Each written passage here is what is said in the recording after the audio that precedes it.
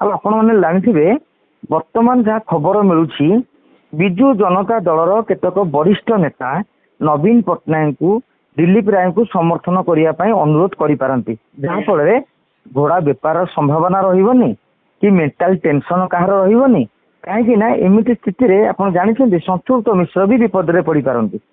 କାହିଁକି ବହୁତ ଲୋକଙ୍କର ଗଣିତ ଏ ଗଣିତ ଆମେ ଆଜି ପରବର୍ତ୍ତୀ ସମୟରେ ଆଲୋଚନା କରିବା। ଖାଲି ଗୋଟେ ଚୁମ୍ବକରେ କହିଦେଉଛି ଗଣିତ ହଉଛି ସଂସ୍କୃତ ମିଶ୍ର ଯଦି 30ଟା ଭୋଟ ପାଇଁ ବି ଗଣିତ କରି କଷନ୍ତି ତାହେଲେ ହାରିଯିବେ। କାହିଁକି ନା କାହାର ଗୋଟେ ନାକଚ ହେଇଗଲେ ତାଙ୍କ ଭୋଟ ସଂଖ୍ୟା 29 ଖସି ଆସିବ। ଯଦି ସେ ବିଜେଡିର ପାର୍ଟି କ୍ୟାଣ୍ଡିଡେଟ୍ ତାଙ୍କ ହାତକୁ ସରପ୍ଲସ୍ ରହିବେ ଏବଂ ସଂସ୍କୃତ ମିଶ୍ର ଯଦି ବ୍ୟାଟିଂ କରିବେ ଦିଲ୍ଲୀପ ରାୟଙ୍କ ପାଇଁ ଯଦି ସେ ସ୍ୱାଧୀନ ଏମିତି ବି ବିଜୁ ଜନତା ଦଳର ସେ 25ଟା ସଭ୍ୟ ତାଙ୍କର ବି ଅବଦାନ ବିଜେଡି ପାଇଁ ବହୁତ କିଛି ରହିଛି। ନବୀନ ବାବୁଙ୍କୁ ମଧ୍ୟ ଗତ 5 ବର୍ଷ ଭିତରେ ଦିଲ୍ଲୀପ ରାୟ ବହୁତ ଥର ଭେଟିଛନ୍ତି। ତେଣୁ ଦତ୍ତେଶ୍ୱର ହୋତା ଗୋଟେ ମାନେ ତାଙ୍କର କ'ଣ ବୋନସ୍, ସେ ଗୋଟେ ପଲିଟିକାଲ ଲୋକ ନୁହନ୍ତି।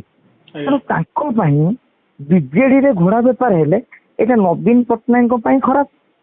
ବୁଝିପାରିଲେ କି ନାହିଁ? କାହିଁକି ନା ରାଜନୈତିକ ନେତା ଯଦି ଆଉ କୋଉ ନେତା ହେଇతే ଅଲଗା କଥା, ଦିଲ୍ଲୀପ ରାୟ ହେଇଛନ୍ତି।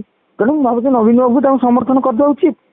ଦତ୍ତେଶ୍ୱର ହୋତା ତ ବୁଲିକି କହିଥିଲେ କାଲି ତାଙ୍କୁ ଦିଆଯିବନି, କ'ଣ ଅସୁବିଧା ଅଛି? ପୃଥିବୀ ପ୍ରଳୟ ହେଇଯାଉଛି। ବୁଝିପାରିଲେ? ତ ଠିକ ଅଛି, ଆମେ ପରବର୍ତ୍ତୀ ସମୟରେ ଆପଣଙ୍କୁ ଆହୁରି ଗୋଟେ ଭଲ ଅଙ୍କ ଟିକେ କହିବି। ଆଜ୍ଞା, ବହୁତ ବହୁତ ଧନ୍ୟବାଦ।